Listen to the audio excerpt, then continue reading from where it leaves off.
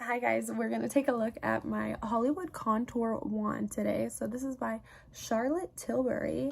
I absolutely love their products and this one was no exception to the rest. So it's just got a little sponge type applicator and you're going to twist it into the open position. This is in the shade light to medium, or sorry, fair medium.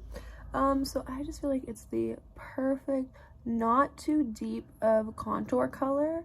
When I'm going for a cream contour, I want it to be very kind of natural looking. So I'll just take a little sponge and dab that in, and it's just not too dark, blends seamlessly with my other products. We'll do the other side as well. I just go right below the cheekbone and I always blend in an upwards motion, and instantly just looks a little bit more defined, adds a little depth. Sometimes I like to do a little bit just kind of around my hairline too, to just make the illusion of it looking a little bit fuller. But I love this. I have this in some of their strobing colors as well and never disappoints me. Love it. Check it out.